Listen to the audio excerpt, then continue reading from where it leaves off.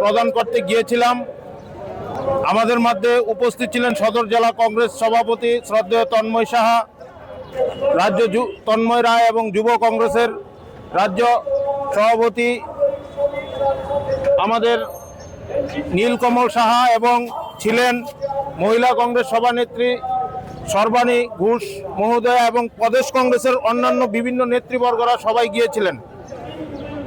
সবচেয়ে দুর্ভাগ্যজনক ব্যাপার হচ্ছে আগরতলা পৌর পরিষদের বিভিন্ন ঘোটালা, 16 কোটি টাকার উপর যে দুর্নীতি, রাস্তায় পরিবেশ দূষণ, বেআইনিভাবে বিনা নোটিশে হকার উচ্ছেদ, রাজ্যে পৌর পরিষদের বিভিন্ন দুর্নীতি নিয়ে যখন ত্রিপুরা প্রদেশ কংগ্রেসের সদর জেলা কংগ্রেস আমরা তিনবার ডেপুটেশন দেওয়ার জন্য চিঠি দিয়েছিলাম। বিগত দিনে কমিশনার সাহেব ওনার ব্যক্তিগত কাজে দুইবার উনি বহির্রাজ্যে থাকার জন্য উনি বলেছিলেন, তার জন্য আমরা সেই আজকের ডেপুটেশন প্রদান আজকের দিনে আমাদেরকে দেওয়া হয়েছিল। কিন্তু দুর্ভাগ্যের ব্যাপার, আমরা এসে জানতে পারি উনি লেটারের মাধ্যমে দিয়েছিলেন যে আমরা যাতে গিয়ে আমরা এই ডেপুটেশন প্রদান ওনার হাতে করতে পারি। পূর্ব দুইবার হওয়ার কথা ছিল, উনি ছিলেন না বলে আমরা আসিনি। কিন্তু এখানে আসার পর জানতে পারি উনি আবার বহির্রাজ্যে চলে গেছেন, বললেন ডেপুটেশন নেবেন ওনার পিএস। আমরা ভেতরে যাওয়ার পর একটা কংগ্রেস দলের বিভিন্ন নেতৃত্বরা যাওয়ার পর সবচেয়ে লজ্জাজনক ব্যাপার, ওরা বসার জায়গা তো দূরের কথা, আমাদের কাগজ পর্যন্ত ওরা নেয়নি। ওদের দুর্নীতি প্রকাশ্যে আসার জন্য ওরা পলায়ন করে বেড়াচ্ছে।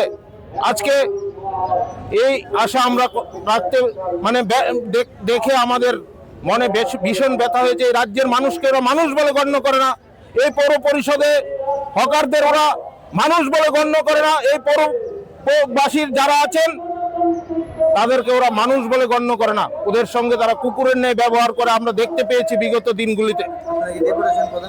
না, আমরা করিনি ডেপুটেশন প্রদান, আমরা চলে এসেছি। আমরা ডেপুটেশন প্রদান করব আগামী কিছুদিনের মধ্যে, রাজ্যের যুবকদের নিয়ে আসব, তাদের হিম্মত, তাদের পুলিশ প্রশাসন দেখি কতটুকু হিম্মত থাকে, আমরা দেখব, ওদেরকে দেখে নেব। আমরা হুমকি দিয়ে যাচ্ছি আজকে এই জায়গা থেকে, আমরা দেখে নেব ওদেরকে কিভাবে ওরা পলায়ন করে বেড়ায়, মানুষকে কিভাবে ওরা বারবার মানুষকে ধোঁকা দিচ্ছে, সেটা কিভাবে হয় আমরা দেখব। যত আগরতলা কোথায় আজ এসে দাঁড়িয়েছে, এটা আপনাদের শুধু সরকারি তথ্য থেকে দুটো তিনটে নিদর্শন আমি আপনাদের সামনে তুলে ধরে আমি প্রসঙ্গে অন্যান্য কিছু কথা তুলে ধরার চেষ্টা করব। গত বছরের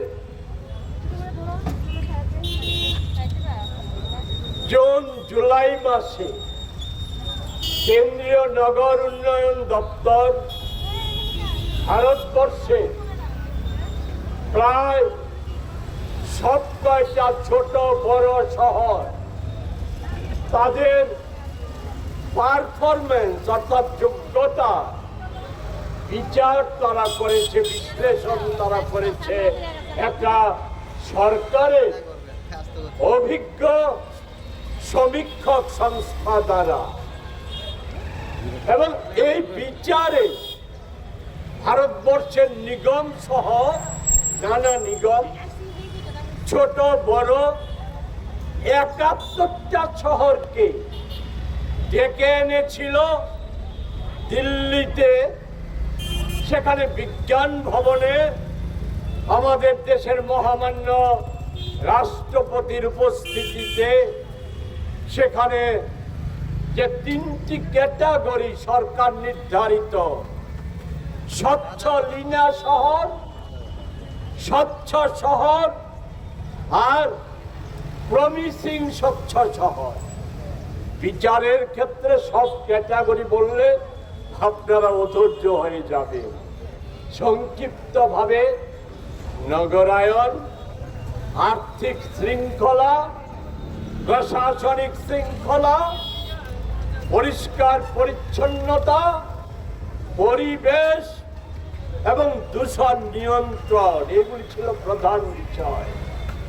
এই ক্ষেত্রে আমাদের লজ্জার না গর্বের, আপনারাই ঠিক করবেন যে 71টা শহরের মধ্যে আগরতলা পৌর নিগমের জায়গা নেই। ঠিক আজকে আমাদের দাবিগুলির মধ্যে একটা অন্যতম দাবি, যেটা আজ প্রায় দীর্ঘ কয়েক মাস যাবৎ শুধু আগরতলাবাসী না, আগরতলাতে প্রতিদিন নানা কাজে ধর্মনগর থেকে সাব্রম, এমনকি বহির্রাজ্য বহির্দেশের মানুষও আজ নানা প্রয়োজনে আগরতলায় আছে।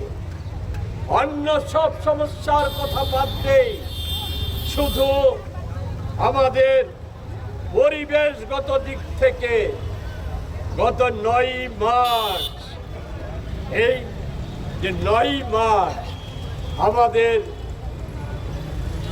যে বায়ু দূষণ নিয়ন্ত্রণ বা মানদণ্ড যাচাইয়ের যে সংস্থা, তার quality air quality index live report সরকারের, আমাদের নয়, কংগ্রেস দল বা আমার নয়, কেন্দ্রীয় সরকারের। এই রিপোর্টে আমাদের অবস্থাটা কোন জায়গায়? আগরতলা আমাদের কিট আই ইন্ডেক্স 155 পয়েন্ট সন্ধ্যার সময়, দিনের বেলায় ছিল 170 পয়েন্ট।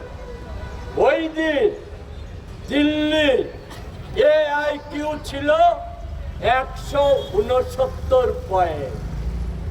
এবে দেখুন, দূষণ নিয়ে সারা দেশ দিল্লিকে নিয়ে তোলপাড়, আর আগরতলার এই যে অবস্থা, ভোগান্তিকাদের ভোগান্তি হচ্ছে শ্বাসের রোগী, জ্বরের রোগী। হ্যাঁ, হাসপাতালে জায়গা নেই, মানুষের সর্দি কফ হলে পরে 3 মাসে 6 মাসে চিকিৎসা করালে পরেও রেহাই পাওয়া যাচ্ছে না। বন্ধ গাড়িতে থাকলে পরেও ধুলা বালির হাত থেকে রক্ষা পাওয়া যাচ্ছে।